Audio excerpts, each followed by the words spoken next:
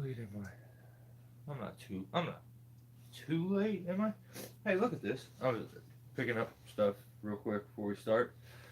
I I feel like I got just goosed at a flea market where I bought this. I was like, man, that's a sick big C clamp, and it's not the right pin because you crank it all the way down, and as long as you're clamping it to something that's at least 3 to 4 inches, it works. So yeah,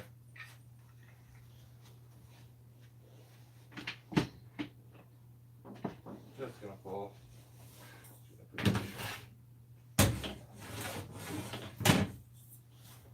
Oh, what's going on with you guys? VR, what's up? God bless you too, bro. A proper harness. Oh, right on. The Eldred Flex. Right on. Go. Go, Vidcrotch. What's up? It's a sick name.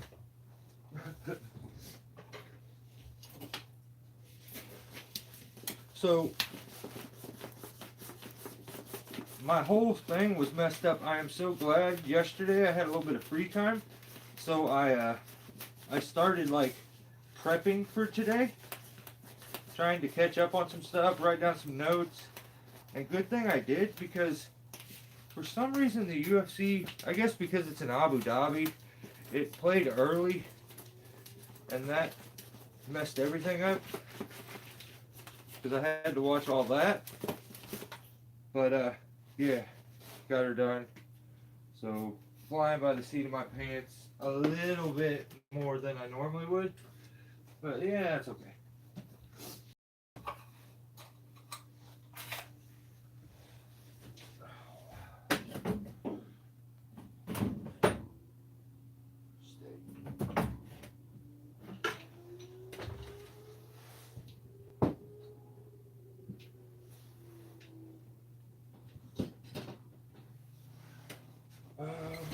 Okay, that's good enough.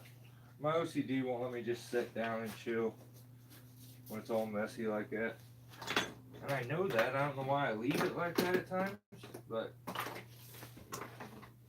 probably because I'm always like pushing everything to the last second, trying to get a little more done, a little more done.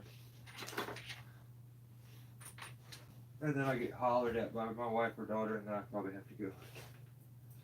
Alright, let me shut this door. Let's get into it. Oh. Oh, no, it's not going to work.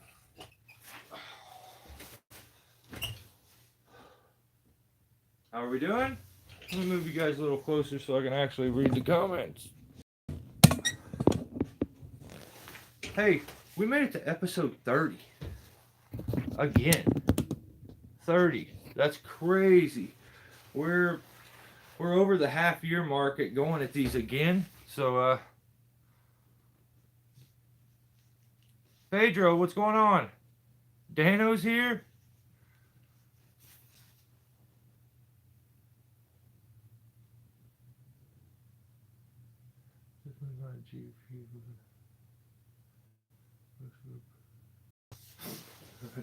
You guys are crazy.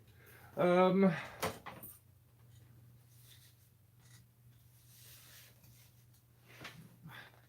know. I was gonna start this a bit different, but I think I'm just gonna go from talking to you guys, and we'll just go straight into the weekly news and do it that way. Brandon, what's going on? Oh, my bad.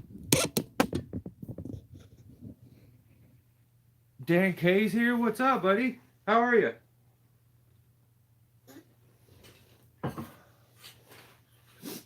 Yeah, the last video I put up, I tried to keep a bit raw, mainly for people like BR and stuff. You guys say you like the more raw versions of the climb, so I tried to put as much as I could into it.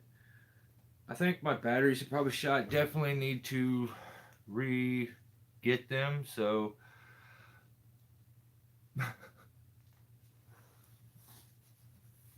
Squirrely John, what's going on? What's up, John? How are you?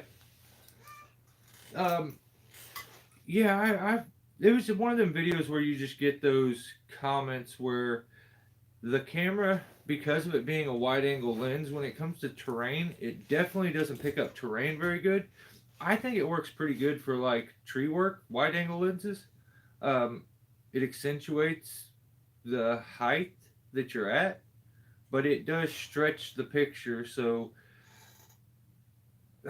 it's kind of a bit tricky because at far distance it looks like there's a certain point where it becomes it like works in your benefit. I don't a wide angle lens is weird. So I got quite a few comments where it was like, you know, you didn't need to do that. You should have brought in a crane. You could have got a bucket to it, which was ridiculous because that was the only reason I was there is because they couldn't. I would never. I'm not going to be anywhere where you can get a bucket usually. That's just it's not my gig.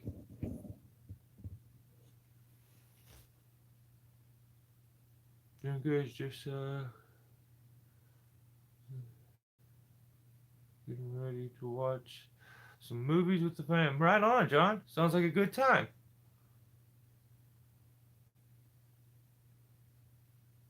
Yeah, it was a rough tree. The terrain was stupid gnarly, like crazy steep.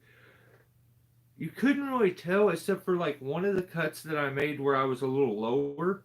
As I cut it and sent it, when it hit, it just slid down the hillside.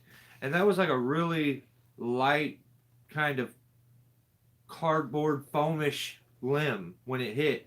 And it didn't have much weight and it carried itself down the hill. Any chunk of wood, if I didn't land it on that like 6 to 8 foot section that's like the house was here and then, you know, the backyard went flat for about 6 to 8 and then just went straight down.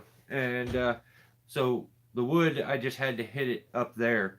The problem was there was a wooded area, but a little further through that woods was another home. So if anything really got loose with any weight, we were kind of worried about that. Um, yeah, and the next one I have something similar where I have to use a drift line and stuff to keep it from busting some pipes and some retaining walls. So I recently had to do.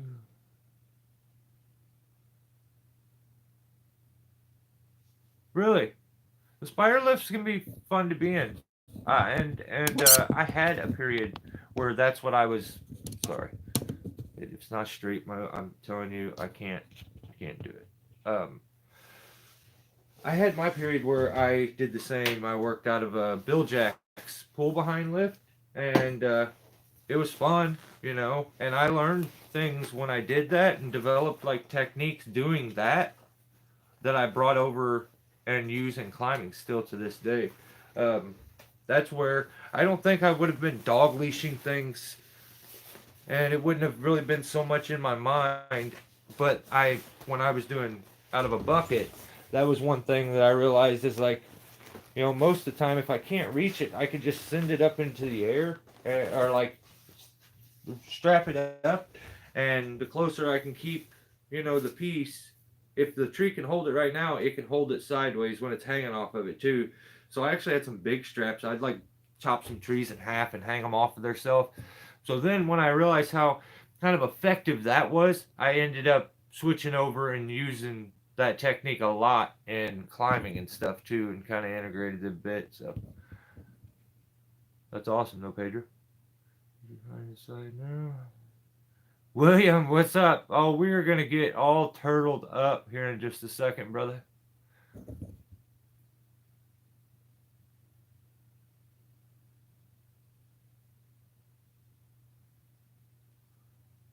I bet that 92 is nice, probably. That's a badass lift, you know.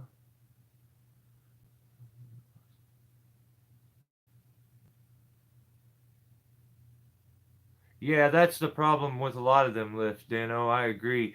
That was something the biggest thing was to get used to the drift and sway that they have to them, especially fully extended out. it would have a what felt like a 6 foot sway, but it probably wasn't quite that much. But when you're up that high, it feels like double. So, yeah, the deflection on a lot of things, if it's it's wild. There's a lot of flex going on, and it's not very comforting. You don't feel very grounded, and that was the biggest thing to get used to. I almost first couple days, like I was in my late 20s before I ever got in a lift. I had never even been in one. I'd climbed since I was like 15. Never been in a lift. I was in my late 20s when I got in. What that sway back and forth almost made my stomach queasy, like motion sickness. So, um, yeah, it was interesting to say the least. Lots of delay in the controls too. See, that's the Billjacks doesn't have a whole lot of delay, but the problem is it's multi-fingered. Like you have to push the direction button and you have to push the speed button each time. So luckily I have kind of bigger hands and I got to where I knew where things were at. I could do them one-handed and just stretch my hand out. But yeah, depending on what lift you're messing with, they can be a pain. Just using that delay is aggravating.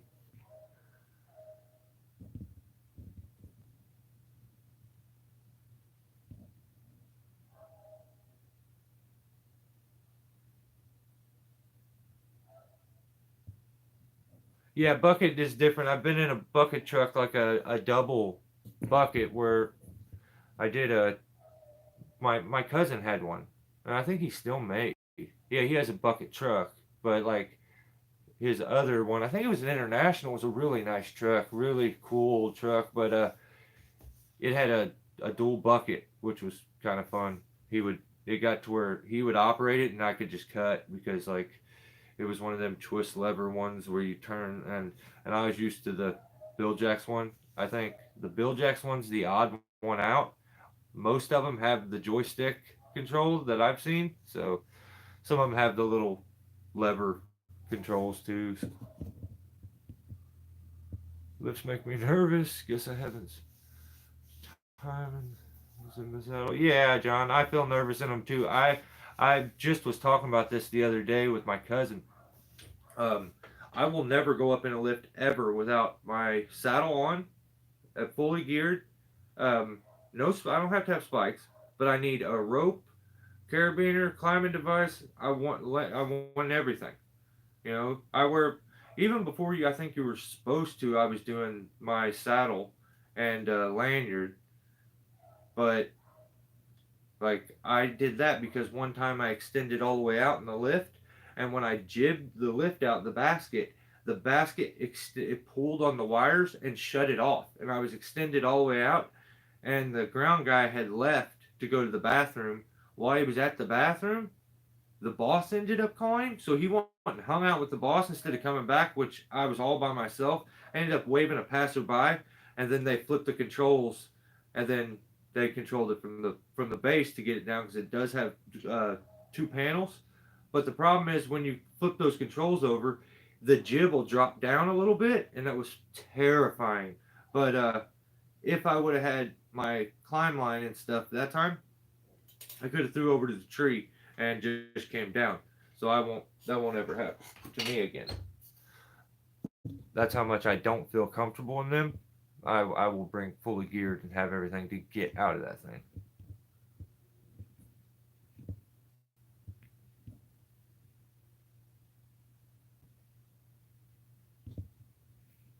My bucket is cheap though. Get out compared to the spider. Yeah, yeah. Most bucket trucks I think are.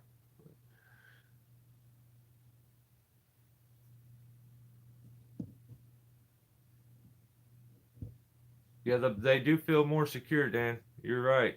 A bucket truck definitely feels. When in all actuality, I think it's stabilized. I think some of them spider lifts are better. They have a bigger footprint and can balance out. Like some trucks don't have a very big footprint, but I guess they do have all the weight and the truck. It's so. I mean, I guess it's a. If they feel stronger made, no matter what. Got a 75-foot bucket with a elevator. I love it. Can reach so much more. That's awesome. Yeah, because dude, at 75 foot, you can do a 100-foot tree. You just dog leash 25 foot of it off onto it. So that's what I always did, but I would push it a little more. Like I think we had like a 65 foot, and I was doing like almost I was doing 100-foot trees. I would just like pole saw and rope and yeah. So or dog leash the whole thing on this. I hung a lot of big trees off their self, but I had a lanyard break one time. Luckily, it was just a fence. 91 Aspen Chuck. That's awesome, William.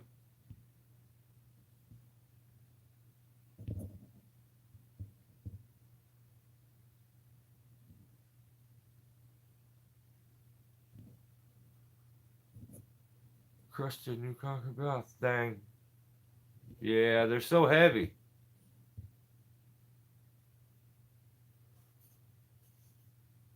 I think you meant to say I felt like such an idiot. Don't suck an idiot. That's that's sus. Don't do that, Dan. Oh my god. You've probably already corrected it. I just read so slow. I haven't made it to it yet. Jesus Christ, guys! I gotta skip some comments. JP, what's going on? How are you? I am so far behind. I'm sorry. I have to skip. I was like 30 comments behind. So, oh, if you guys don't mind, hit that thumb button, please, because it is unreal. My video will do so like good on views. It just, I don't know. You know what? This channel isn't meant for everybody. So I think a lot of people shouldn't subscribe and shouldn't watch. Um, I think this channel's not. It's okay. In skateboarding, everything switched over to this period where it was like everything had to be positive and you couldn't be negative. And like if you were razzing or anything, that was bullying and stuff. And I feel like a lot of the tree group is doing the same. And sometimes it's just fun to poke a little bit and razz and I miss that from like the old crews that I would work with. It's just not that way anymore. People are like they just want to put earbuds in and never talk. So I don't know. I'm gonna keep up with comments now.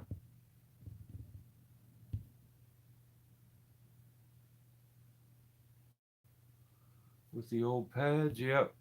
Notch just came out with the Talon. I have a few places down towards Atlanta. Okay,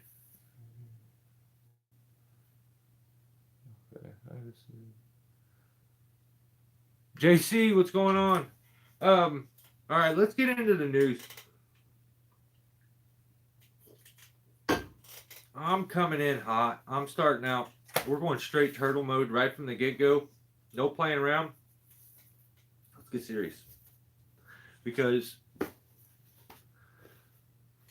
we're changing.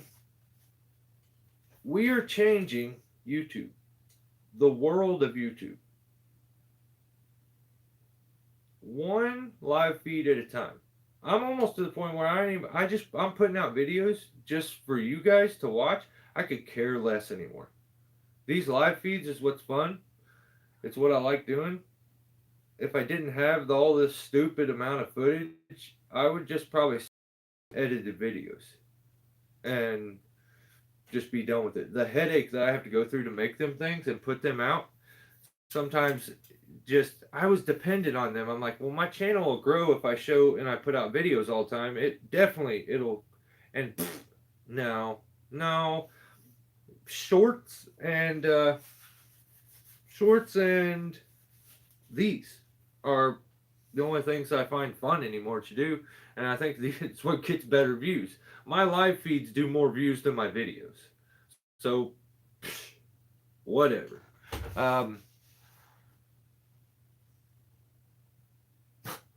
Got a lot of turtle lovers. That's awesome.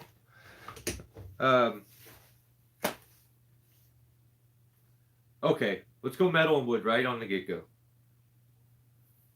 I told you we're changing YouTube. One live feed at a time. What's up, Greg? And I smiled from ear to ear when I clicked on one of his videos. That video started out, and I feel like he's watching. He's watching right now. Let's just be real. He's definitely here. And if he's not watching right this second, he will watch tomorrow. So, because of that, hey Steve, how are you? Hope you're doing well. Hope the chainsaw cult is being nice. I am not part of that. I actually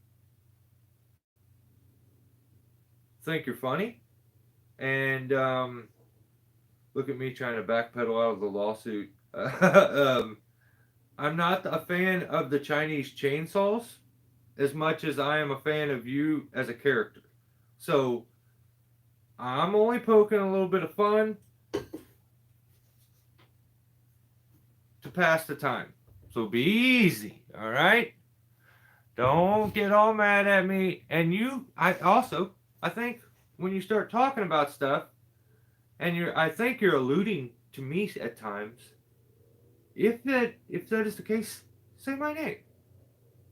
That's not fair. Say my name. But let's do. He started the video out. He says, "This was incredible." He says, "This is going to be for the public." People, or hang on, how exactly he said that? I promise the public this will be a DHNS free video. We're not going to do any dick hacker nut shots. And I'm like, dude, he listened. I told him to stop, and he listened. So that just gave you, I'm trying to keep up with comments, but every time I do, I lose train of thought. You just got even more cool points in my book, Steve. So I think you're awesome. I don't know about the rest of the people here, but I think you're cool. And you do some sus stuff sometimes. And but if you'll stop showing me your underbelly, I think we could be buddies. Like, I don't know. You tell me. You know, I'm cool with mixing oils and stuff. Like, I love starting a chainsaw. I prefer to run it a little bit before I shut it right back off. But I think we could hang out. I think I could take it in Jawa's place. So you could give me a silly nickname. It would be awesome. I'll hang out in the shed. I'll hang out in the shed until we start talking about reach arounds and stuff like that. And then I gotta go because even though, like I said, you're awesome, you're cool, you're probably the smartest guy when it comes to chainsaws that are cloned. You go a little off sometimes, and that's I think why I like you as a character. Noker for life. Exactly. I'm gonna get a tattoo. Tell me that doesn't impress him. And I don't know. He does. He does. I'm gonna try to get through this. I'm gonna get through this without. I'm dead serious the whole time. So he finds a new oil, and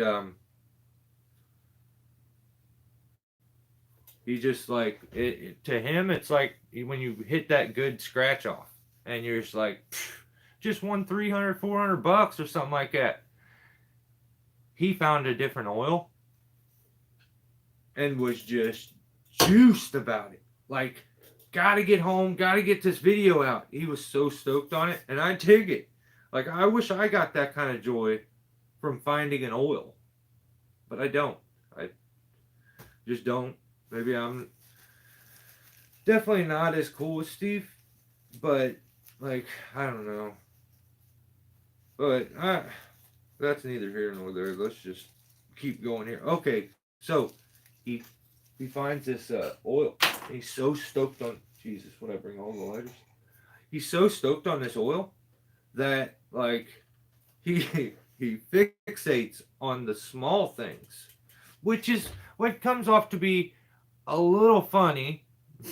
You got to do it with the four life too. Um, can we do it? Is there a way to do Noker with your fingers or something, and then be like, but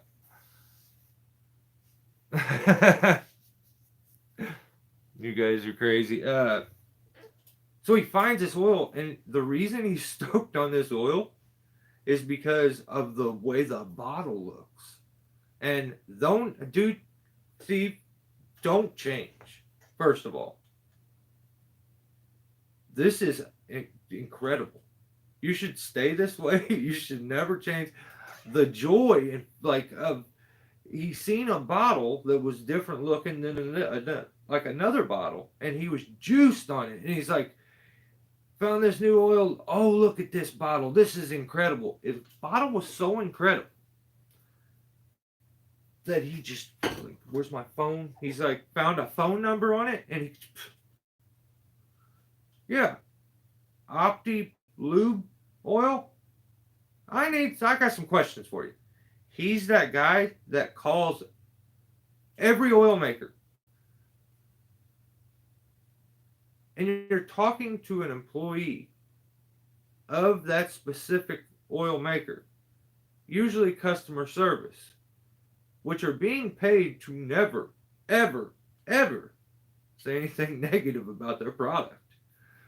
And he questions why, like, every one of them say that their product's the best and can be used with anything. And I just find that funny to the point that I really wished I worked at an oil place so I could talk to Steve. Like, he would call me one day, and I'd be like, "Whoa, it's Steve." And I would say, "Dude, I got some time right now. Tell me everything you know about chainsaws. I want to learn." And it would go on for days. Like, it would go on for days. He does like to learn something, and before processing it or trying it or putting it into effect, he wants to teach it. So, oh, BR, you have to go? Hey, see you, brother. Have a good one.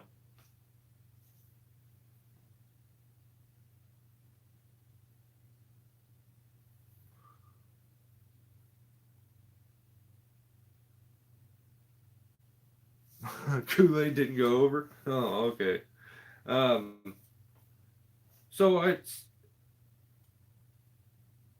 I just, maybe he's not watching. I just feel like he's watching though, because he had a lot of content, but he waited until like after we did the live feed. Then it was like bam, bam, bam, bam, bam, bam, and then like I feel like he was like it's Thursday, and he started thinking about, oh man, Tree Talk. I'm not gonna do anything for a couple days, and so like maybe put out a short, but like the shorts he put out weren't even his videos.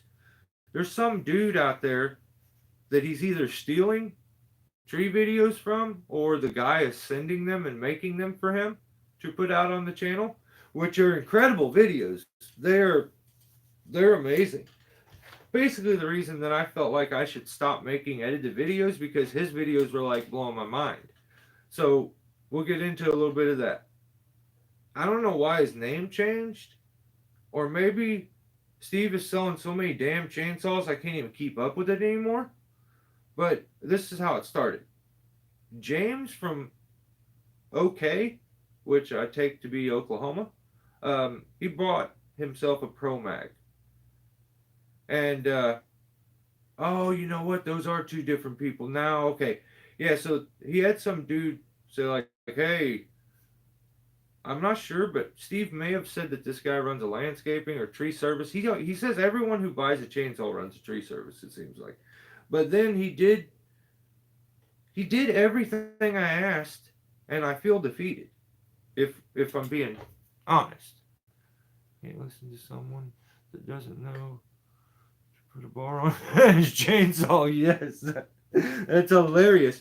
And the funny part is the tree guy that's sending him videos.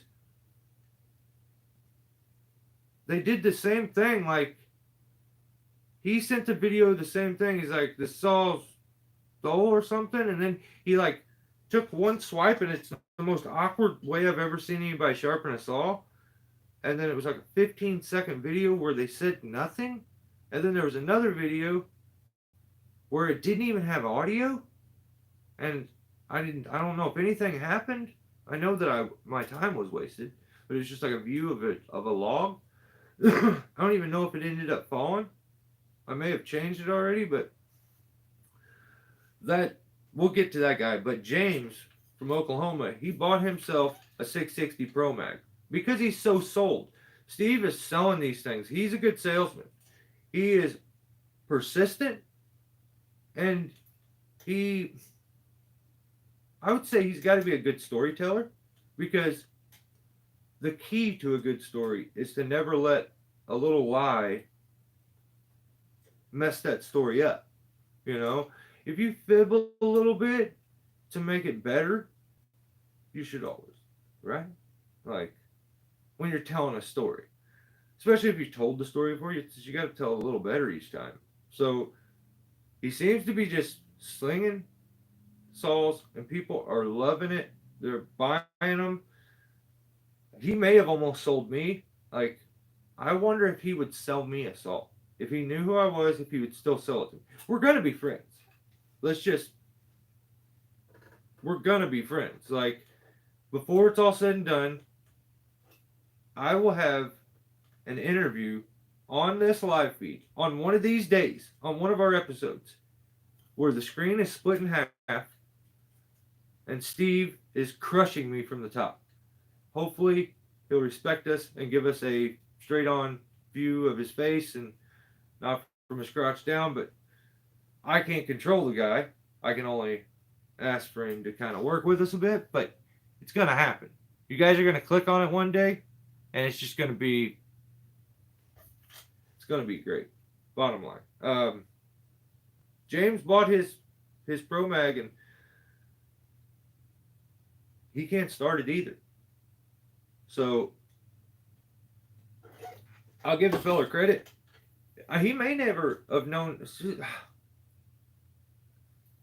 Okay, Steve is very persistent. When he sells you a chainsaw, he shows you how to start it and what to do, like step by step. Some of the silliest stuff, like put it deep into your crotch. Put the handle deep up into your crotch. Squeeze it with both your thighs like you're riding a bull, and then yank on it. And so if somebody was just listening to him describe how to start a chainsaw from one room over, they would think something pretty sus is going on in the next room. But this guy, he couldn't do it. Like, he started it the first time, and then damn it, he started it, and then he shut it off instantly.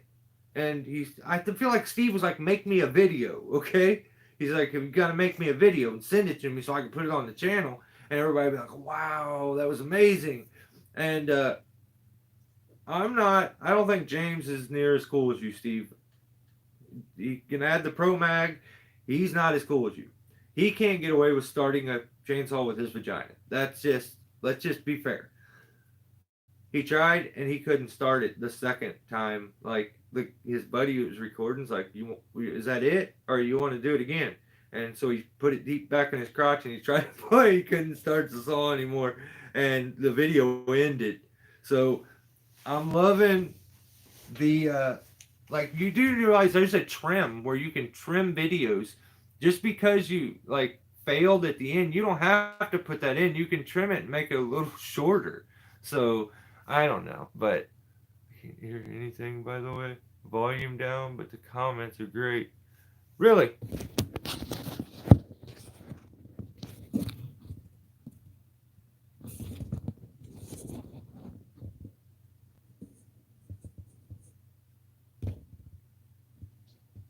Can you hear me now?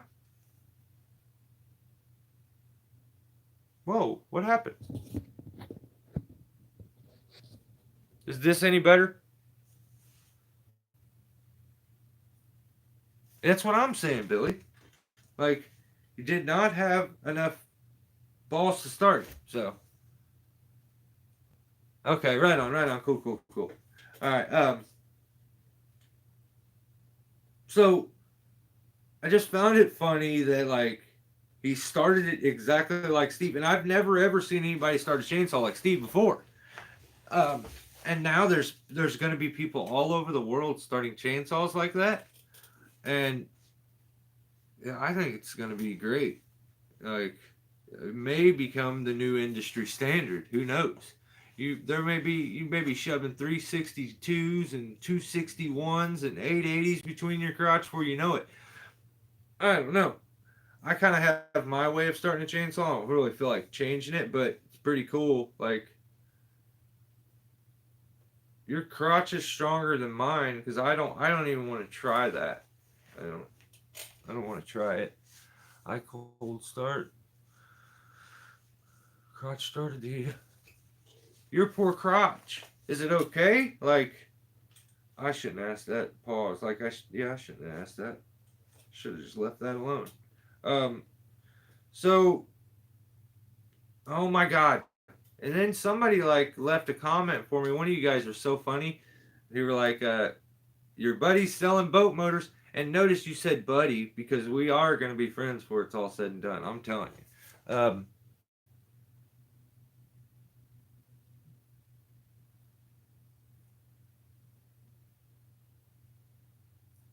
Dude, yeah, no, that's what I'm saying. Like, I thought about it, and like I feel like I'm pretty good at playing things out in my head.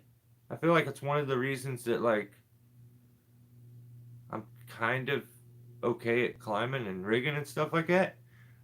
And I just instantly, as I played it, I'm like, what if the the line sticks a little bit and you're no, no, I just couldn't do it. I just couldn't do it. I won't even try it, man.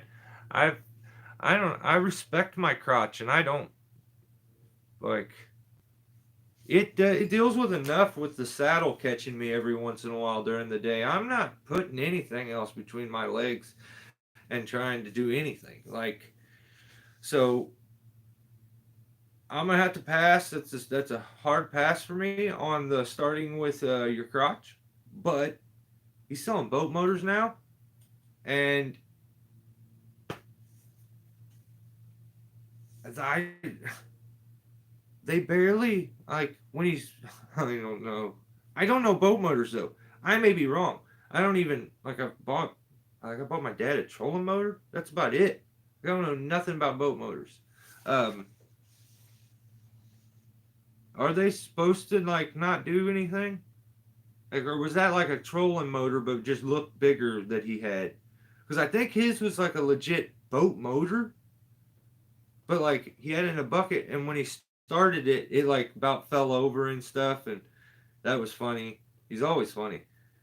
And then when he ran it, it barely made bubbles in the bucket, which is kind of crazy. It's better than riding a horse. Dang, I would think the horse is better.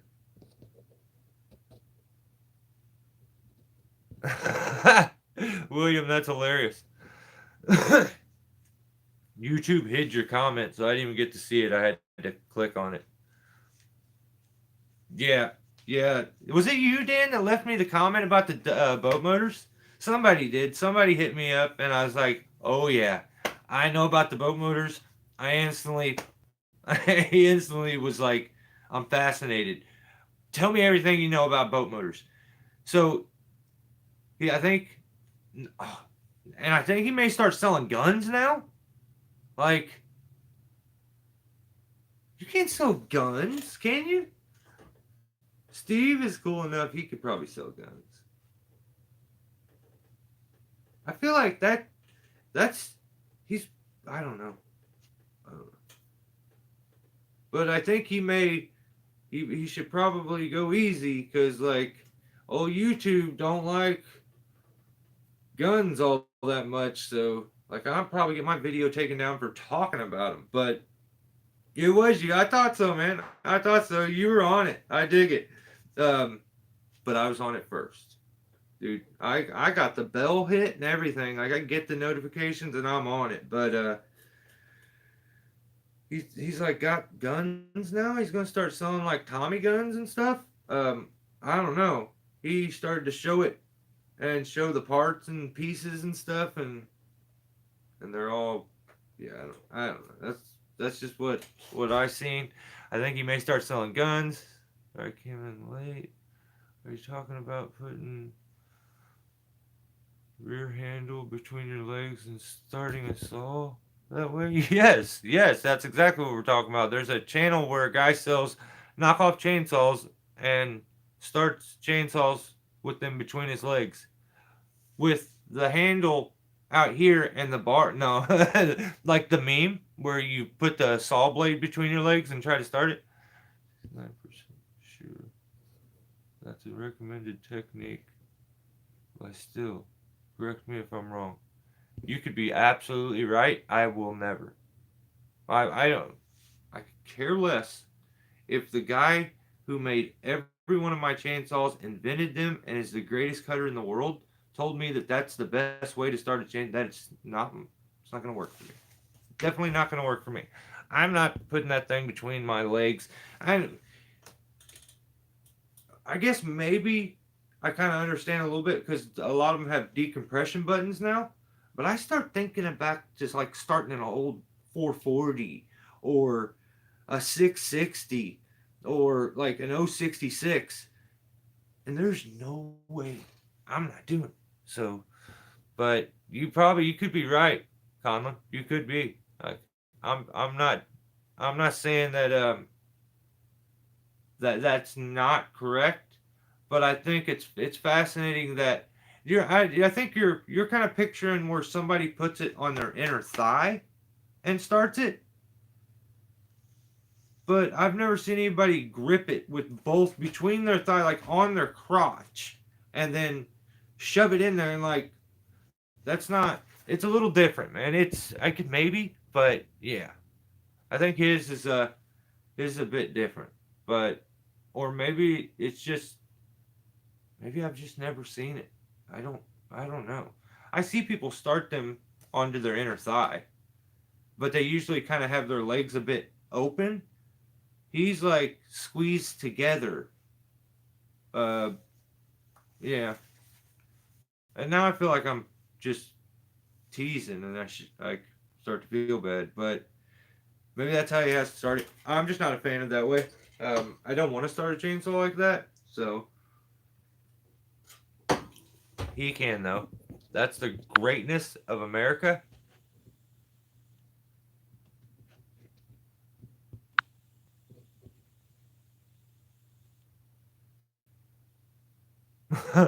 You should still start it between your legs, William. It'd be funny. Um, just grip it real hard between your thighs, and then push the button. Um, that would be like me like doing the same thing with that thing. That's kind of fun. So, yeah, I want to see him sell more boat motors. I want to see him. He said that he was going to take us for a boat ride too. He's going to take the boat motor and he's going to put it on, and then he sang to us. He sang just the two of us, which I also thought was cool.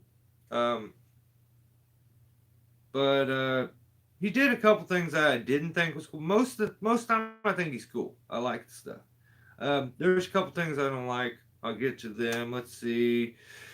Those gun parts, they look a bit rough, but I don't know guns like that. So, but I'm interested to see if he starts selling guns because he's buying part kits, gun kits, part something, and he's going to build them on the channel because metal and wood, like, so.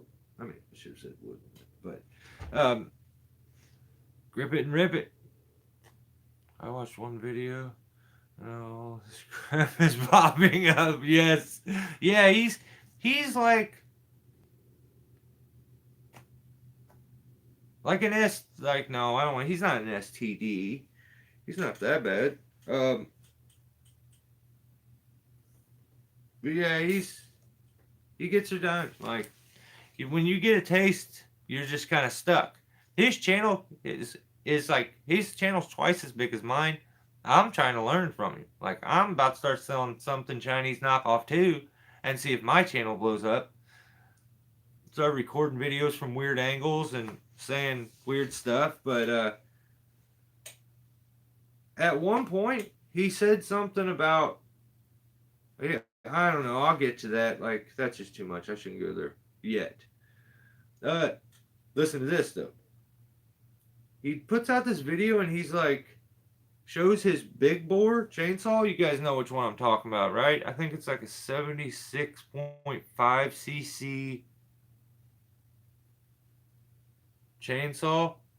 And he said he put it on the dyno and it's 10 horsepower. And I don't know what that means, but he's like, you may be onto something. Yeah, you pop right back up if you're not careful. So you gotta watch out. You'll start chainsaws.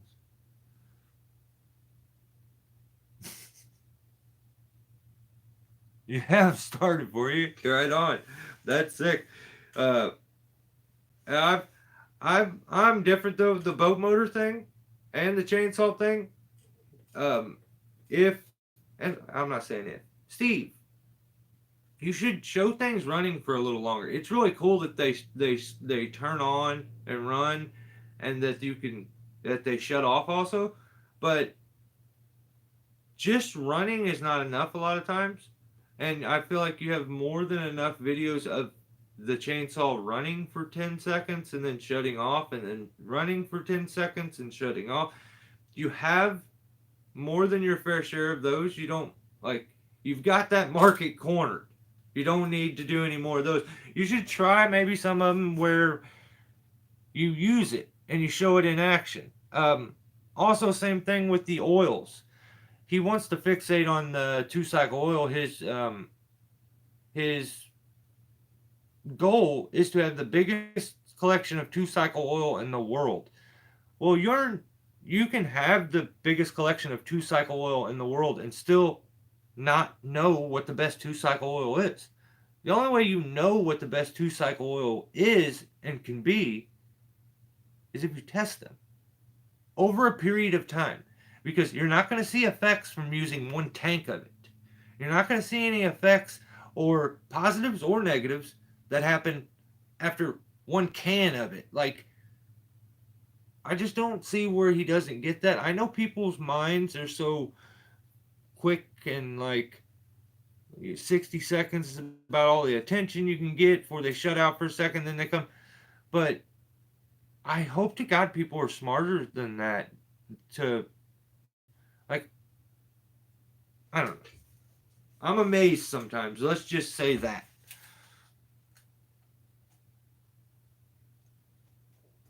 That's what I'm saying, Dan. Steve, come hang out with us, Steve. We're all cool guys too. Um, and I'll be nicer than I even normally am. Yeah, he probably will. He'll have one of those little things that goes, and he's like standing next to it just so that he can say he knows the most about oil. That's, but that's him. Like, I like the fact that he is a 100%er. Like, and meaning he doesn't do anything kind of half-ass. Like if he's in it, he's in it. Both feet. He's not a guy that like puts his toe into the water. He swan dives in. So like if he thinks he likes something, he's all in. And I'm kind of that way. Like if I'm gonna do something, I want to be the best at it and like the best that I can be. Not always the best at it, but yeah, I strive for that. So I kind of get it. But yeah, he's him, dude. He's like, just come hang out with us. Come on. Don't make me beg. Yep, looked it up. Page 10 of yeah, right on. Use your legs as a secondary method. Right on. That's cool. I mean, I'm not. Shit, I've never saved a manual. Yeah. That's cool though. That's pretty cool. Hey, yeah, if I'm lying about stuff or I'm saying something wrong, definitely do not hesitate to correct me. That's so. Conlon just came in and like put me in my place. So all you guys need to start starting chainsaws with your vaginas too. So you've been told. I don't want to see any more job starts, and um, start mixing more mix in your gas too, and more kinds of mix. Like stop being so segregational. Like you're trying to just do one mix four cans in one. Like start making some like when you used to go to 7-Eleven, you would get the Slurpees and you would like mix flavors and stuff. Try doing that. So now I've covered both realms, so no one can be mad at me. I think you should do what you want, but I'm not starting a chainsaw between my legs. It's just not what I'm doing. What did Billy say? Oh my God! Yeah, he does, doesn't he? He's wild, dude. Um, he collects two cycle oil, and he is nuttier than a squirrel turd. Is what I put. What the hell was I thinking? Um, you are, but that's what makes you funny, Steve. So don't get mad at me. We're still friends. Am I the only one who had a messy groundy say, I mixed the gas so it runs faster? Oh no, dude. No, no, I don't let anybody mix my gas. I mix my own. That's funny. That's awesome, though, dude. I worked with some of them guys when I worked for other people, like all the time. Yeah. I don't know. That's funny, though. Made my eyes water thinking about it. That's hilarious. That guy seems like a good worker. um, how long have we been going? Almost an hour? Okay, right on. Um, oh, okay, so that guy, okay. Nuttier than a squirrel turd. I got that part. Gabriel is the guy's name. He's a tree guy, and apparently, uh, Steve calls him Gabrielle. Makes him a chick for some reason. I don't know why, but he's like Gabrielle loves his chainsaw. He has a tree crew and he loves them so. And I'm like, I wanted to be like, BS, dude, that's not true. But then I went into his comment section and Gabrielle was in there saying that he has Husqvarnas, he has Steels, but he prefers to grab the Noker or Pro Mag. And I can't, doesn't make any sense to me. That's real. Like, everything I said, I'm like, let somebody go on there and show their face and be proud of the chainsaw and let's hear them say it. Like, everything I said, he hasn't done. He like one did it all. Like basically this week he kind of kicked me in the crotch and was like did everything that I said he couldn't do. Basically did it all. And I didn't do it good, and he started like selling guns and boat motors. So he's rocking right now. I'm a bit jealous, and that's probably the only reason that I talk a bit of trash because I'm jealous. But I also need something to talk about. So 51 is lean as you want to be. Yeah, I've always done. Well, it's not. It's never 50-1. I always mix like point 0.9 with a gallon, like point 0.9 of a gallon with one of those gallon mixes of steel mix. I've I don't know. Like I refuse people's gas. Like I'll help people. I'll go work with other people, and they're always offering gas to me, and I won't use anyone's. I refuse because I see people buying that stuff like that. I think it's actually called Pro Mag oil from like the gas stations and stuff, and I don't trust that stuff. I don't trust it at all. you notice like it just makes a chainsaw bog when it's overly rich and just smoke like crazy. The carbon buildup's probably nuts. You probably go through spark plugs all the time. Your spark arrestor, using it any length of time, it probably clogs up really quick. But I don't know. You you have the right to mix it. Steve has been talking about 100 to 1. Apparently, someone told him that they mix their chainsaw gas 100 to 1, and he on that new bottle, he was amazed. He's like, some people say 100 to 1, and he like flipped it around and he started to look. He's like, well, they don't say it on this one. I don't think anywhere. Well, that's good. That's good. This is quality. And the reason it was quality is because the way the plastic felt. Like he likes to feel things and touch things and like smell things, and that's enough for him. Like a chainsaw, if he can like rub his hand on it and it feels nice. Um, I've never heard anyone be so stoked on the ergonomics of something. Um, I like when a chainsaw fits in my hand a little better, but never heard anybody get that technical with the way it feels in the hand. But yeah, to each their own. He Gabriel, he makes Steve videos. He made a video of him doing a crane job. So Steve now, like he does everything. It is a one-stop shop for YouTube content. Um,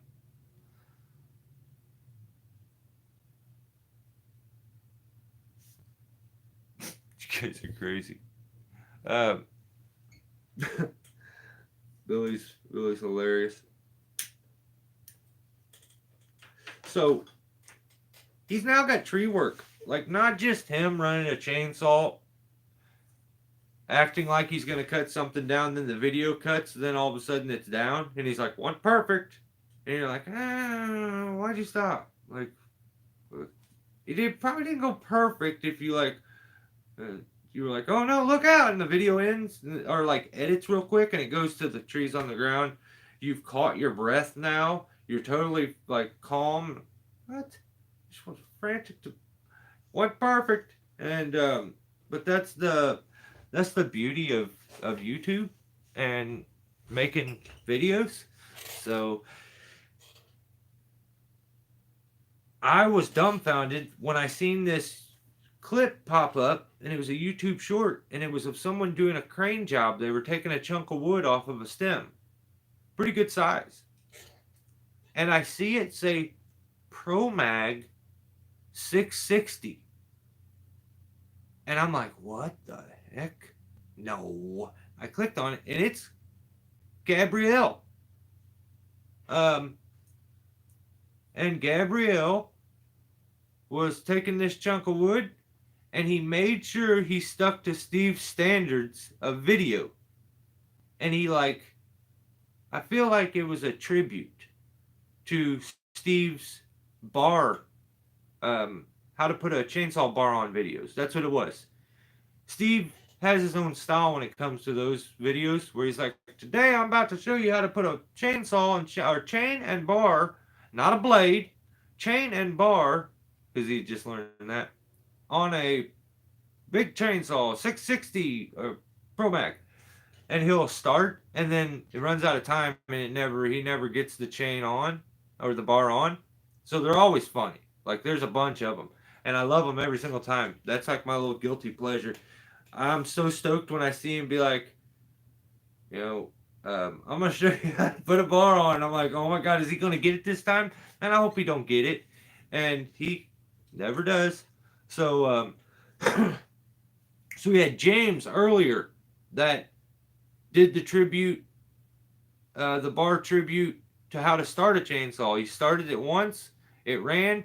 He tried to do the top dead over center thing where you like boom boom and get the piston set, and that didn't work. He must have had it in the wrong position, and when he pulled up he like crotched himself pretty good, which was gnarly looking, but it didn't seem like it hurt him. He was fine. And he tried again, and it didn't start again. And his buddy's like, "Is that it, or you going to do it again?" And so he tried again, and he didn't. It didn't start.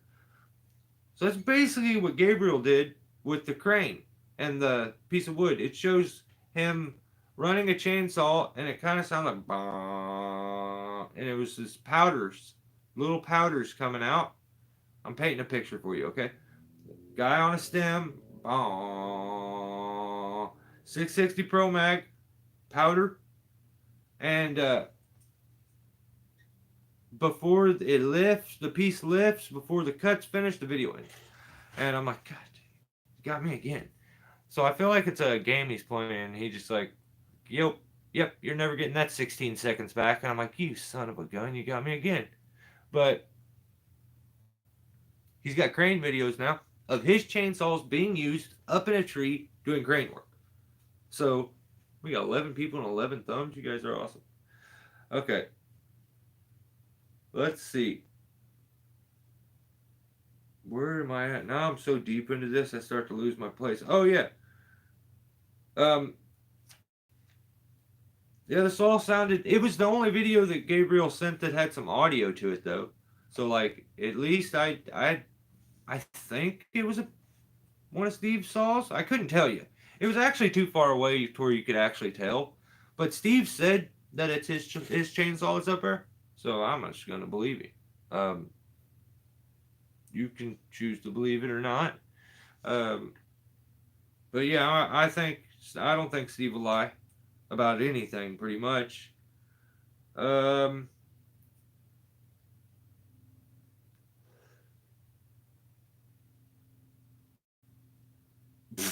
I put just like Steve, Gabriel's video showed nothing.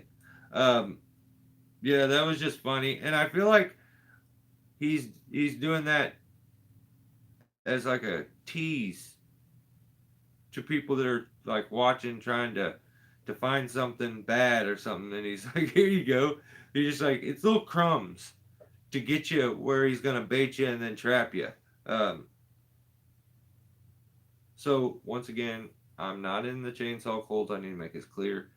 Please don't put me in a lawsuit. We're gonna be friends. Come do an interview and let me do a live feed with you, and I can ask you all. I have so many questions. I have so many questions. So one of these times, Steve, when you get bored, you should definitely come hang out with us on a Saturday, and you can take place of when I talk about you. Like you could be here. These people would love it if you showed up. You would you would make everybody's day. So just know that. If you don't come over, it's because you're trying to be a jerk and you don't want to make anybody happy. So, um, apparently, allegedly, he's a huge Trump supporter. I didn't think he was, but I think he just said it in a video. Maybe not. I'm not for sure. He says to go to Walmart and get everything, but then like 10 seconds later, he's like, "Yeah, I was boycotting." Like, no one would know that you were boycotting Walmart. You told on yourself. He's like, go to Walmart, buy this marine oil, use boat motor oil for your chainsaws. And he's like, yeah, maybe I did boycott Walmart, but that's only because they stopped selling ammunition. And I think that's when he brought up the Trump stuff. I'm not for sure. Everything I say is alleged, but yeah, that's what I should do next time, Billy. Clickbait you guys and be like, he's coming on, and have a picture of like him above me, and just straight lie to you guys. That would be funny, wouldn't it? Selling a lot more chainsaw. Yeah, he should come over here, and then he's just gonna make his gang of people bigger if he does. I'm I'm on Steve's team. He comes over and does a live feed with me. I'll start promoting Nokers on my channel. Like, I'll I'm not using one. I don't want to use one, but I'll tell people to use them, like, or go check Steve out and stuff. But yeah, I feel like I hope he doesn't take anything too personal and anything I says offends him, because then he won't come hang out and that'd be kind of lame.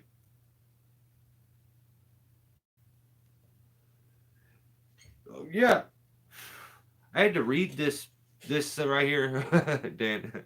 I had to read what I put like 5 times because I was like, what, what? Um, be better than Saturday morning cartoons. That's what I'm saying. Like I would rewatch my live feed afterwards, probably multiple times, just to like relive it. So it's gonna happen. Or on one of his videos, you're just gonna see me like roam by in the background and pass by because I'm just trying my best to be his friend now. Um, all right. Then he does stuff like this, and he loses me. He started a video out telling me he was gonna lube me up. You were talking about that Diddy stuff earlier, dude. He started the video out and was like, "I'm gonna lube you up," and I'm like, "What the? What? He did not just say that." It's like one back. He said it. I was like, "What? No, you are not. You are definitely not doing that to me. You may do it to somebody else. He ain't doing it to me." But how? What exactly? Because he's always trying to be funny and like be witty, and this one did not hit. Like you lost me on this one, Steve. Like usually stuff you say is either funny or cringe, and cringe can be funny. So like, um, how do you say it? Where is it at? Oh, Yamana lube you up. Yeah. Okay. So he had this. I'm telling you, Billy. Like I was like, I was weirded out to say the least. But he had this oil in the background. He was showing all of his oils. You know, he's gonna have the best. He's gonna have the biggest 2 cycle oil collection in the world. I believe you. I have no reason not to. But I don't like this, Steve. Just like the underbelly thing, I don't like this. Don't ever tell me you're gonna lube me up. Don't do it. Just stop. I think it can get you put in jail. Diddy's going through it right now. But yeah, you don't want to go to jail. You're the guy that puts everybody in jail. You're gonna. So don't say that no more. But there was a jug of oil and it said Yamana, kind of like Yamaha, but Yamana, Yamana, and he pans the camera over to it and he says, "Yamana, lube you up," and I'm like. And at first I didn't get it. I just thought he said he's going to lube me up, like straight, bluntly. And I was like, what the heck? So don't do that anymore, Steve. I don't like that. Um, that's weird. So what else? He's got an impact wrench. It has 2,065 foot-pounds of torque. And I put in this trash. Was I was in a funky mood. I must have been in a bad mood or something. No, it's not trash. Like it may be. I just put it's trash. What the hell? Why am I so mean sometimes? Um. Oh yeah, this is the part where he promised no more DHNS shots. I think I got through to him. I thought that was kind of cool. Scored big points with me there, Steve. I don't like your underbelly um, or the view from between your legs. So, no, he ain't doing it at all, Billy. I don't care. I ain't, no, not me. So, I think I got through to him on the underbelly thing. So, like I said, we are changing YouTube one live feed at a time. Also, you guys remember me talking about a channel last week where a guy talked a bit of trash on some other people and said how he's a way better climber and how just because his trees aren't as tall, they're way harder, and how he was going to put out a video where he talked about all this, and he has yet to put out a video. That man was so consistent with videos every single day, almost putting a video out. He didn't put one out this whole week. So I don't know what that's about, but I feel like he's going through an internal battle of should I post it or not. Maybe I'm wrong, but we'll find out when the next video comes out if he keeps his word and puts that video out like he said he was going to do, or if he flakes on it. So we'll see. Kelly Neufeld, how are you? Lone Wolf, what's up, man? All right, so yeah, changing YouTube, changing the world, making it a better place. No more underbelly. Kidding, I'm hitting all the key points here. Oh, then he says that he basically says that he charges 10 times. Okay, he says something like, why, Steve, he does these things where he talks to himself and he pretends like he's selling something to himself. A little split personality, kind of, you know, but he's like, Steve, and he's doing his boat motor thing, man. He's like, why would I buy a boat motor from you for $10,000 or something like that? He said, let's say $1,050. Why would I buy a boat motor from you for $1,050 when I can get it for like 40 on eBay or whatever? And he's like, well, you want to know why? Because you get a quality product. You want yourself just some cheap. He's justifying his being so much better because it has an aluminum prop, which he's absolutely correct. A plastic prop is not as strong and probably doesn't work as well. I can't. I think he's correct. He's always right. Like, you guys know how I feel. But he justifies his probably selling these for an extreme amount of profit because it has an aluminum prop. Everyone, I think, should know I go to flea markets, and as I'm walking through flea markets, there's aluminum boat props always for like $10, $5. You just switch it out. So yours being the exact same as another one that costs 10 times less, and the only difference being a switched out prop, that comes off a bit skeezy, but I think he talks so fast sometimes and does these weird little mental gymnastics with the way he sells things to himself, like, that people don't catch it. And I hope they do, but I'm not positive. I'm not 100% sure. I feel like he's selling a lot of stuff. Like, he can no longer say, well, I only sold this chainsaw here and there. Like, you're selling saws, dude. So do your thing. You know, to each their own. I don't care. You should be able to do whatever you want as far as I care, you know, but yeah, that's weird with the boat motor thing. If you're charging an excessive amount of money compared to its actual value, and the only difference is you switched it out with an aluminum prop. I think that's a bit shady, but that's just a personal opinion. I don't know if oh my god, he made up a word too. I don't know if he understands how choke works. He says like it lets the air in and closes the air off, and like apparently to him, choking something doesn't even involve gas. So, I don't know if maybe he meant like when you like turn a petcock on, it allows the air to flow, and so it'll pull the gas up through there. Maybe that's what he meant. But does it change when you get into boat motors and stuff? Because he calls it chocolize, and I think it's cool. I think it sounds cool. I think I'm gonna start saying that when I talk about chainsaws. Like when the guys are like, "Saw won't start," and I'm like, "Did you chocolize it?" Sounds better than did you choke it? Actually, it doesn't. Sound weird. But he says it, and I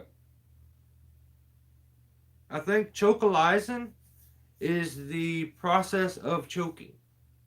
So, like if you were at a restaurant and the person next to you swallowed something, got stuck in their throat, and they're like, they're chocalizing. They're in the process of choking. So,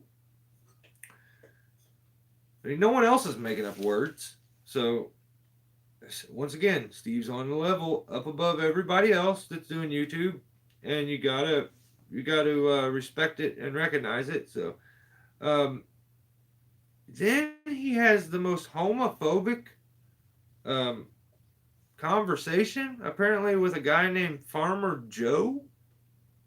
And hey, I'm not judging anybody. Do your own thing. Like I don't care what you do. You know, if you like chicks, cool. If you like dudes, cool. Like if you like chicks and dudes. If you like dudes that are chicks and chicks that are dudes, I don't care. It don't make no difference to me. You don't need to tell me about it. But he had apparently a conversation with another YouTuber named Farmer Joe, and he says, "Show me if you show me yours, show me mine. Or if you show me yours, I'll show you mine." And he talked about this conversation that those two had, and I hope he was talking about having a bigger collection of two cycle oil, but I don't know. It's sus. When you record videos from between your legs, this is what happens. When you say things like that, people start to. That's why I'm trying to get him away from doing the videos from between his legs. Because when he says stuff like this, makes you think weird stuff, and you're like, well, he makes videos from between his legs and this, that. But he wants Farmer Joe. Apparently, you need to show him yours now because he showed you his. And he said his was big. He said his was bigger than yours anyway. So I don't know how far that's gonna go and how weird the videos are gonna get with that. But apparently that's going on right now. Oh, he's Farmer Joe from Ohio. But he also says Steve says he's the first person in the world to introduce marine oil and tell you that you can use it in your chainsaws. Um, You can urinate in your own. Most men could probably urinate into their own mouth and drink it, but I don't think you should. Like, I wouldn't recommend it. There's a lot of things that you can do that you probably shouldn't, or that I wouldn't recommend you to do, but I mean, you can do whatever you want. Once again, that's the American way. So, sounds like he's already seen it. Yeah, you're right. Yeah, dang. See, I don't catch on to clues as quick as you, Billy. He did say his is bigger, didn't he? That means he has already seen it. That's weird. Whatever. That's weird. Chocolize,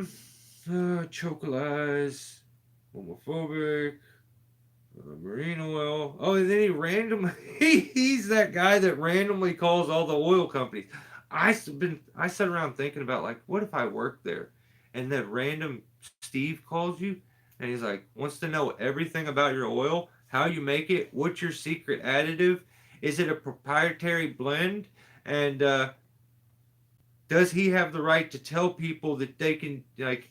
He'll ask some wild questions like, but that's cool. Like, I guess that's why they have customer service people for you to call and ask questions. But I wouldn't want to be the guy have to answer all them questions.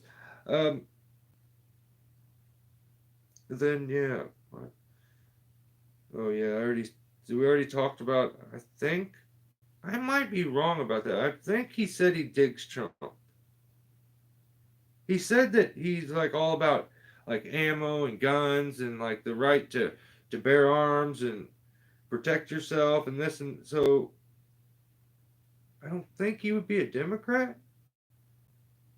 But I mean, who cares? Let's not talk politics. That's not doesn't matter if he's one or the other. So we'll just leave it at that. So hello from Scott Base and what? No way. That's gnarly, man. What is his? How do you spell that? Niall?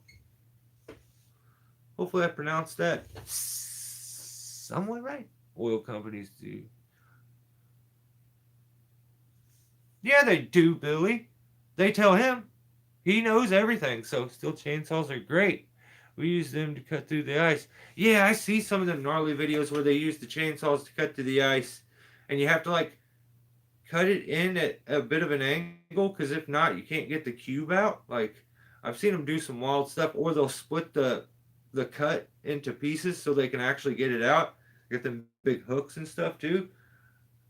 Yeah, you could use like one of these things as a good ice hook. If you took this apart, just use one of the handles. I was thinking about doing that for picking up wood. It would be perfect.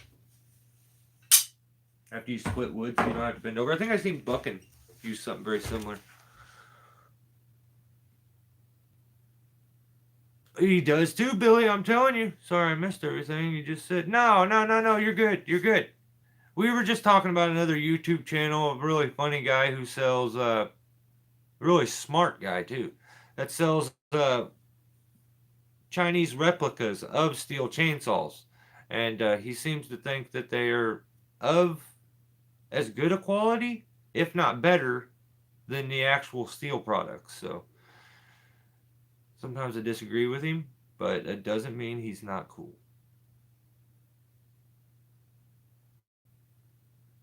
We have Starlink down here, but it's not amazing. Oh, right on. That's cool. That's cool. Yeah, it's so wild. Like something like a steel chainsaw has so many different uses all over the world. Um,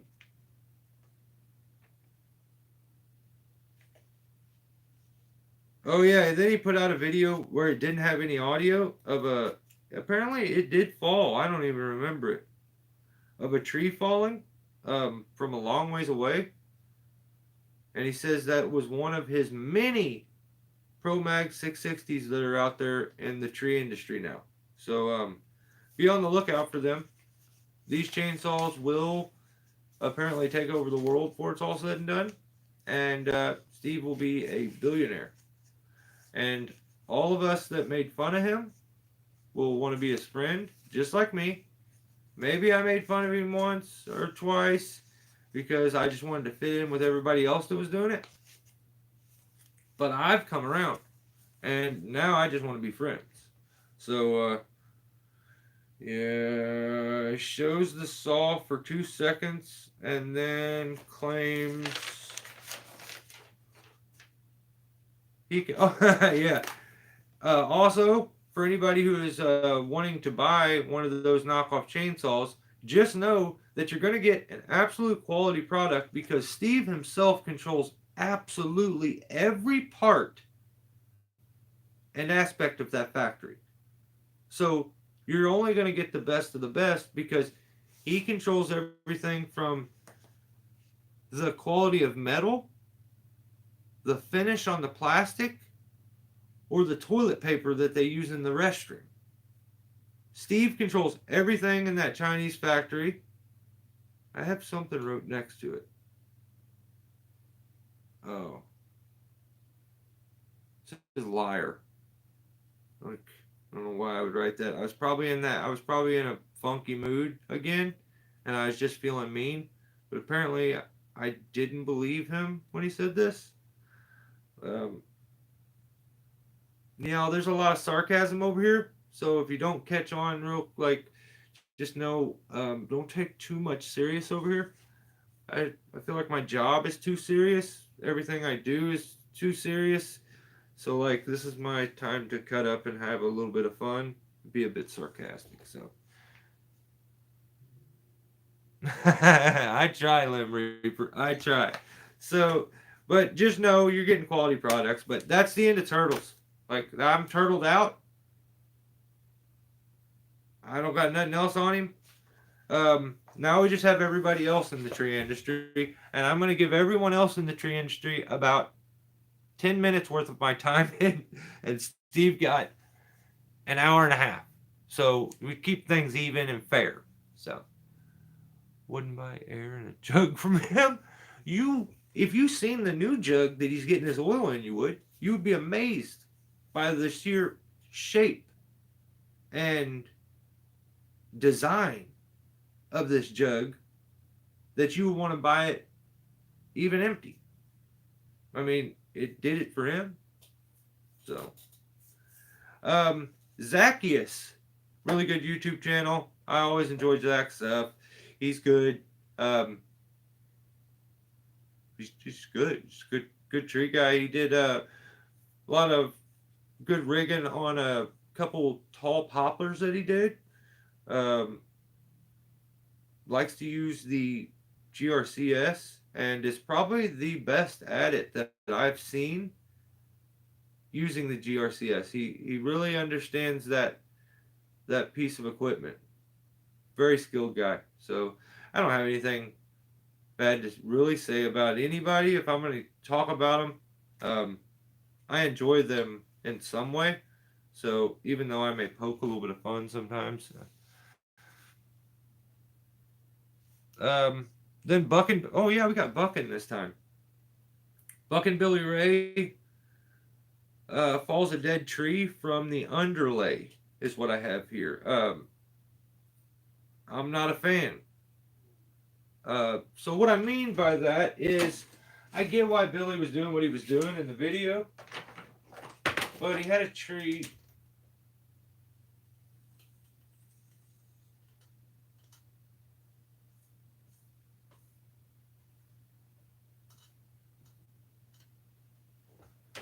That was like out like this, and so as the tree came down here, flared out.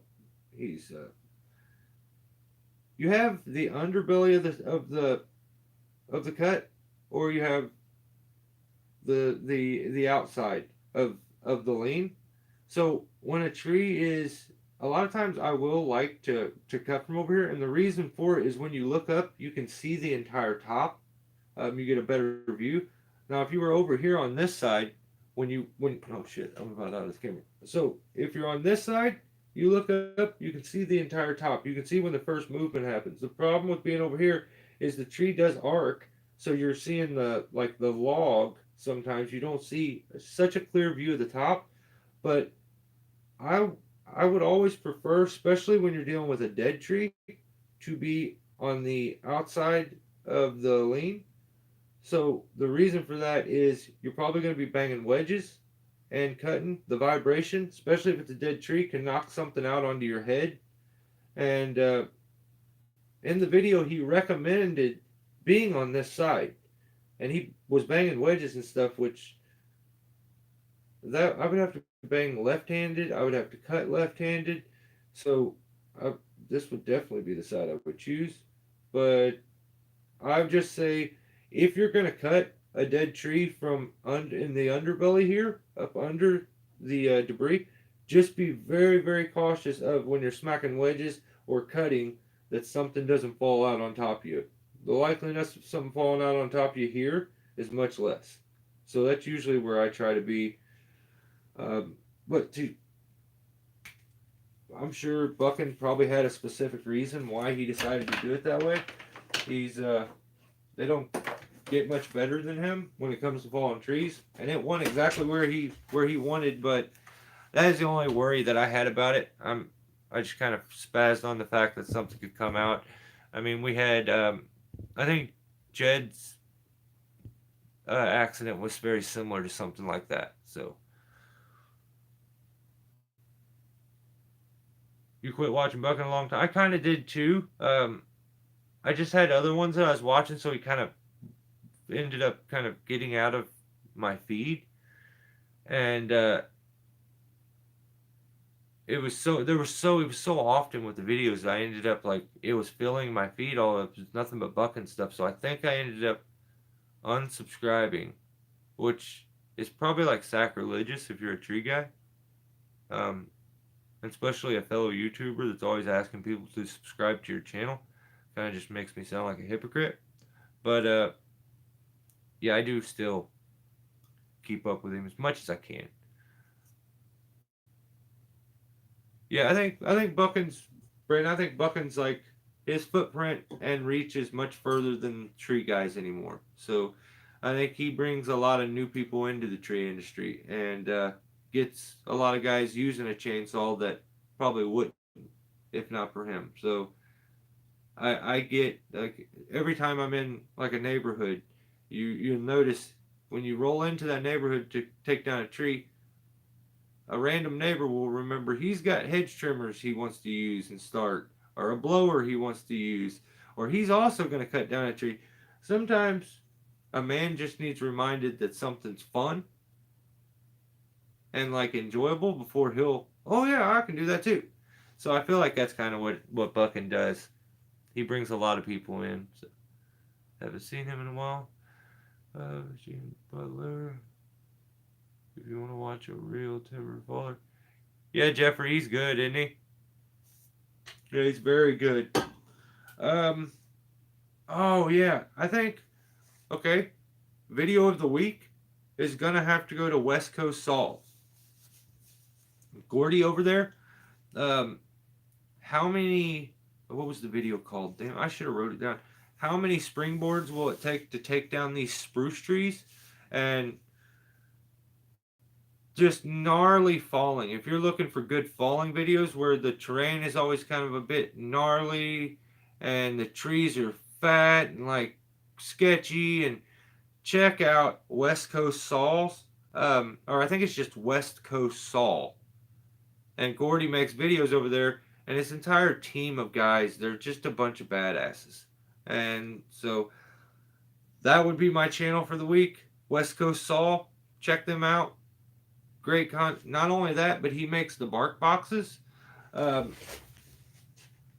yeah, he makes all these bark boxes. So for anybody that's interested and you like hear my chainsaw how it runs, it's this product here. Says the West Coast Saw bark box is made in the Pacific Northwest from 304 stainless steel. So you get a horsepower gain from it.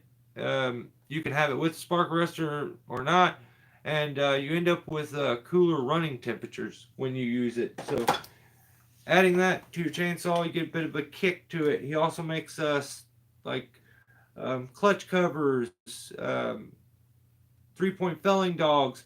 Oh, 3-point felling dogs. Steve is lying. Like, Steve, you can't just steal Gordy's stuff and be like, I come up with that design. You went and looked at the most popular design, which is very similar to what Gordy does with a 3-point dog. And now he's like, being like, hey, I made that up. So, yeah, if you check Gordy out, he's such a good guy. You can't help but like him and respect everything he does. So, check out West Coast Saul. That's definitely the channel of the week. I was able to catch a little bit from Bartlett, which I don't. Oh, what's up, Ground Pounder? Welcome back. Yeah, Lim Reaper. He's his.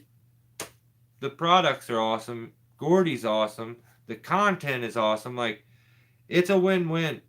Whether you just are interested in the products, and he does like videos to let you know new stuff that he's like thinking. Like, it's definitely worth your time. Check it out. Bartlett put out a couple videos. Um, I don't know, like I kind of like some of the videos. Sometimes I'm a little like, what the heck?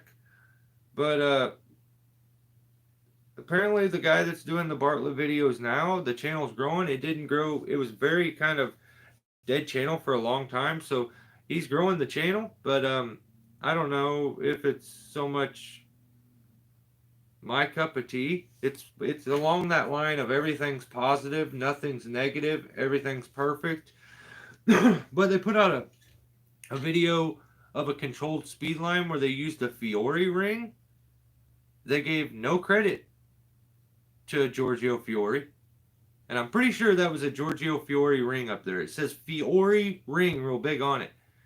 But unless now some other company is making the big Fiore ring, because he called it a donut ring. And what he did is he set the ring up and connected the speed line to the normal way you would ring off of it. And then was rigging out of the channel. But the problem was the way he set it up ended up having rope on rope rubbing, where he should have. This is very tricky to explain. Let's see if I can kind of draw this out real quick.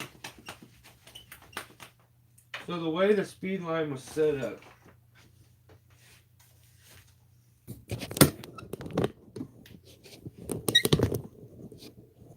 Okay. Where the speed line was set up. He had this big ring here. Okay.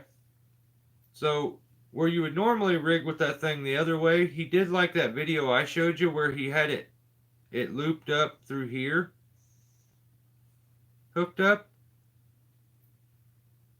with a sling. That was like around the tree, like this.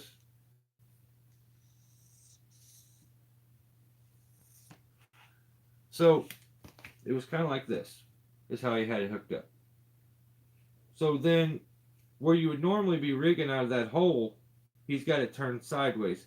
So now he's got the speed line hooked up inside that, like this.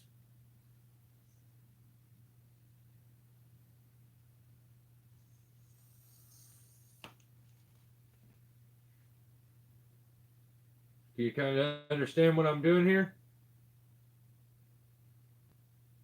So he's got it hooked up like this. This is a sling right here. Let's just pretend like this is a sling where he's got this thing hooked up. And then he wants to rig out of the center channel. So if you're looking at it straight on, it would look something like this.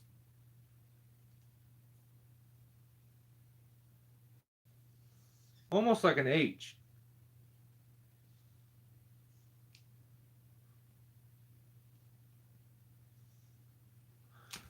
It would look like this. And you'd be rigging inside this channel. Like right there. So that's what he wants to do here. He wants to rig this be the speed line, and then he has a control line that goes up the tree, goes around the ring, and back out there, and then it was actually hanging down for a little bit here. The problem is when he hooked everything up and got to using it, he ended up having rope on rope here, and it was running down the speed line right here. And I would say only thing he really needed to do to stop all that from, oh shit. See, what am I doing? The only thing he needed to do here to stop that from happening would have been to make this loop bigger. There.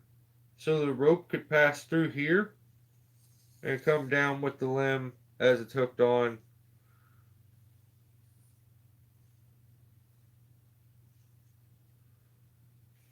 Like that. So in this little spot here, it's just a bit convoluted. You're putting too much stress on one point, in my opinion, where it would be much easier to have a rigging point. Like, I guess you could do all that, but if you don't set this up right, you're going to have rope on rope. Things are going to get twisted. It's going to be a bit of a headache. So if I was doing it, I would just recommend having that for rigging and not having the speed line. If you want to do a controlled speed line, I would have an anchor here and I would have the speed line up here. Okay? So then as I rig, I would slack this thing out and droop the line down. I would rig the limb, it would hang right here. Okay? It would be attached because the line would be drooped way down. And then I would tighten this line. And what it'll do is it'll lift the limb up.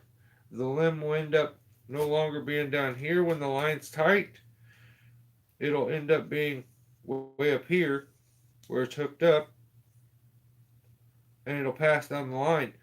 If you have the speed line tight, when you rig a limb and drop it into the system, it's going to shock load and shake that tree like crazy to the side. If you can, and you have the ability, if you slack out on the speed line, Um, you can keep a lot of that shaking and like shock loading, especially if you got a weird crotch below you that you're worried about splitting out. And having the speed line be up above the actual rigging point, or vice versa, I guess could work. But I would prefer no, I would prefer the speed line to be higher, and then the rigging point to be a bit right below it. The potential of the ropes rubbing on each other is not going to happen. So it works what he did. I think it was more of an excuse to set the big ring up in that configuration and show it being used. But yeah, controlled speed line with a single ring, a donut ring. I don't know about that, but yeah. When you use SRT or DRT to ascend the tree, when do you use? Oh, well, I use SRT 99% of the time. I will use DRT on occasions just to do it, just to familiarize myself with it. The thing with DRT is you have to move twice as much rope. SRT, you get every foot that you move, you get all that progress. Like so, it always works in your favor. Not so much with DRT. You have to move twice as much rope. So to move a foot on DRT, you have to move 2 foot of rope. So it's easier on my body. But at certain times, like if you're working your way down on a tree and there's like crotches where you can just continuously retie in, it's easier to set up and retrieve a DRT setup and get your line back than it is an SRT. Um, you can be pretty quick with a canopy anchor and a retrieval setup, but you have to remember and learn a bunch of tricks there, um, or base anchors. So it's I don't think there's a time where one should be used over the other. I think if you're rope walking, there's the outlier in that. If you're rope walking, I would say always SRT because you get all your progression. You get to move up that rope twice as fast. Any other time is a preference thing in my opinion. I don't think one is better than the other at any other time other than rope walking. Rope walking, SRT destroys DRT. There's no comparison. I don't ever see the reason to rope walk SRT or DRT. So, unless you just want to move twice as much rope that day.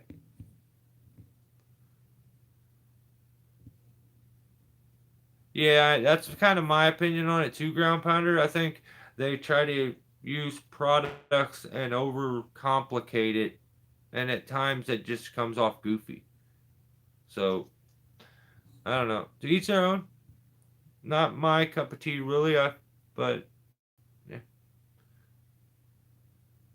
I think Billy, you can overcomplicate something and not only lose the viewer for sure, but make it look like you really don't know what you're doing.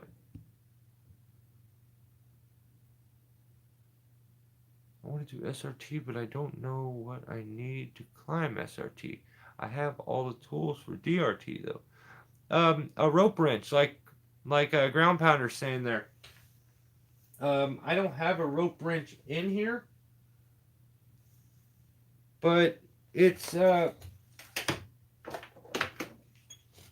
it's a device. Do you know what a rope wrench is, Tanaz?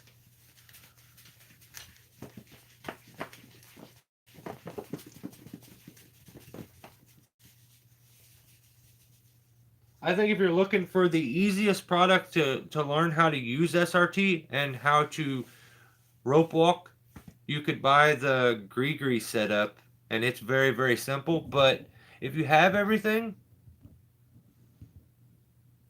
the pencil is too expensive for me. Um, okay. So, yes, I can get a rope wrench. It's like 200. Yeah, and that's going to be probably the simplest, easiest way for you to have that setup, and then you can play with what Prusik knot works the best for you. But I think that's the best That's the best thing out there. A rope wrench was probably my favorite. Um, I find a rope runner is just a more mechanicalized version of a rope wrench. So you know, all of them have their fun little quirks to them. But yeah, Notch makes a nice wrench for 70 on Amazon. There you go. See, yeah, Tana, you can find some other versions. Check out Notch on. I think Notch also check on it and make sure. I think their products have a lifetime warranty. So maybe they switched that. Maybe they don't do that anymore. But I know that at time back in when I was getting like I have a couple different Notch products, but I know that I think they're lifetime warranty. I watched a few of your vids on the custom bollard, but I'm still not sure why you like it more than the Porter Wrap. Because the Porter Wrap has a smaller circumference, which is harder on the rope and stuff. Like it doesn't run as smooth. You don't get as much friction because you have to way too many wraps. Not to mention, it's more difficult to teach somebody how to use the Porter Wrap, and the simplicity of the bollard is there's no comparison. Um, and that bigger chamber and tube to rig off of gives a more constant friction points, and it doesn't cause sharp coils. The reason that you end up getting pigtails and little knots in your rope when you use a Porter Wrap is because of the sharp bends that's being forced into the rope when you're rigging. It'll cause your rope behind you to get all pulled up, rip a guy's hand in, um, and it's just I don't. That's just my opinion. I've used it all. Greg has made an incredible product. It How much was the bollard? I don't remember what Greg was was doing them for. But I know that like even um even Stein, their products, they try to move towards the bollard. They've even taken the Porter Wrap and almost turned it into a bollard like device because that sharp bend that you have to put into a rope, that first initial part where it goes over the two pieces, I don't like that. Like that rubbing point right there, that's an inconsistent point where it goes in and it comes out. It's not a constant friction. Those two little prongs where the thing goes up, you go in and around, those two sharper points aren't the same as anything else on it. So depending on the rope, those 2 points can kind of keep you from getting things totally dialed in.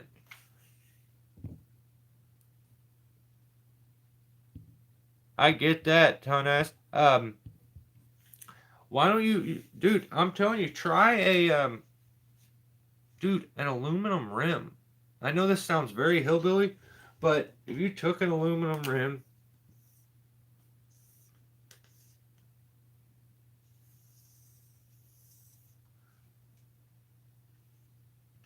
ratchet strapped it onto the tree like this,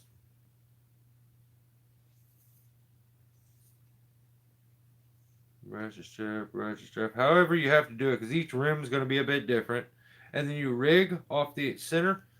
The reason that'll be better is because it gives a wide, constant amount of friction onto the rope.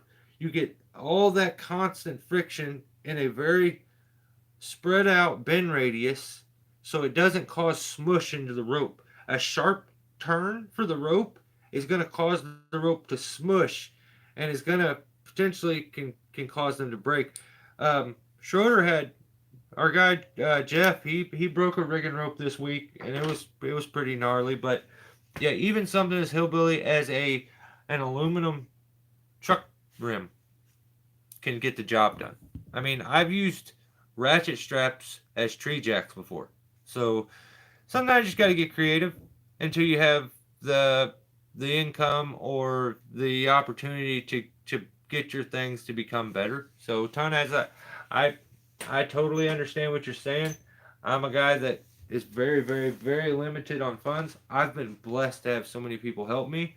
So yeah, just keep doing your thing, man, and make work whatever you have. Sometimes that's just the way things go. Stainless is 550. I was thinking about using an aluminum rim. The other, yeah, it does work. So, I mean, especially if you can just simply modify it yourself, and put a spot to put the ratchet strap through, and you just need to make sure your ratchet strap is able to hold it on and secure it completely so that it doesn't run up the tree. And that rim is basically going to be a version of the bollard. Like it's going to be around a very good circumference to put wraps on to get constant friction, and friction that's not going to change. It's constant friction the whole way. The only issue with the rim is that the pegs can give you a point to lock off. So that's why a bollard is a bit better because you could lock that off if you needed to. With a rim, you're not really. I mean, I guess you could. You could wrap, and then do a big half hitch on it to get it to bite. But that would be kind of tricky to do. It is what it is. Yeah, Greg makes a whole lot of different products. They're all amazing, but we're hour and 52 minutes. Yeah, I think I'm about done. Um, let's see. Oh, Tree Mugs put out a video, GRCS and Greg Brown Bollard in unison. Pretty cool. I liked the setup. It was really cool. Old Schroeder ended up breaking a 9/16 rigging rope, and go check his video out. Jeff's channel is doing amazing. It's cool to see. He he just did a video and it got 750 likes. That's what blows my mind. No one like I get it.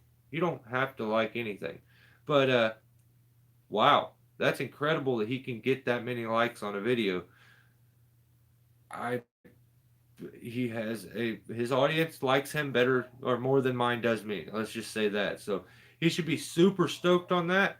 He's doing a giveaway. So if you guys, Jeff's always doing kind of giveaway stuff. So go check his channel out. That's Jeff Schroeder. Another guy I want to talk about is the Nation's Climber. He is.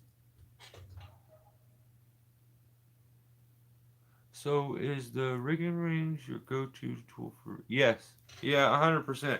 And the reason, Don, is the cost. That is the initial reason for that. I needed to have false crotch rigging systems, and I couldn't afford to buy pulleys or rigging blocks. They were far too expensive for me. It wasn't even it wasn't even something I felt like I could save and have the money for. They're so expensive. So I started messing with rings. I think they're a superior product.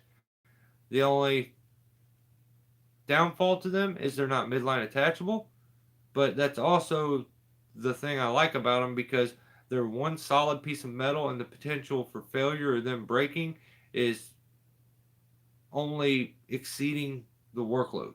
Like you're not going to have some fluke weird thing where a pin comes out or the sheave messes up or so that's the reason I use them. So the Nation's Climber, his channel used to be called DQMC07. So and now he's changed it again. So Daryl, just know that no matter what you change your channel name to, I think your URL is always going to be DQMC. So it could make it harder for people to find your channel. He changed his channel name to Ura Arb because he's a military man and I dig him, salute him for his service. But yeah, go check his channel out. That's Ura OOHRAH Arb, ARB.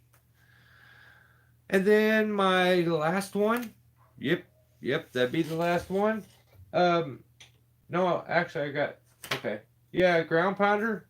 Put out some vids with old Dano. They look like they were having a ball. Check them out. Subscribe to the channel. You got Dano Tree Works. You got Ground Pounder. Both good channels. Good tree guys. And last on my list though is Brandon. Brandon Rusty's Tree Care. Um, Go check his channel out. Give him a subscription. Like a video. Dislike a video. Give content creators feedback. Whether it's a thumbs down or a thumbs up, give them some feedback. It helps. It helps more than you realize. Um, it's either that or start donating all your money. So you got to either hit the thumb button and the subscription button, or you got to start super chat. And I would just hit the thumb button, so you don't have to give a bunch of money out. So. But yeah, Brandon put out a video speed lining up a hill. Another good video from him. He was last week's channel of the week. And guys, I think I'm done. I think I'm tapping out. You guys have been a pleasure as always. This was fun. Episode 30. You remind me of a very skilled engineer, but for tree work. Well, I appreciate that.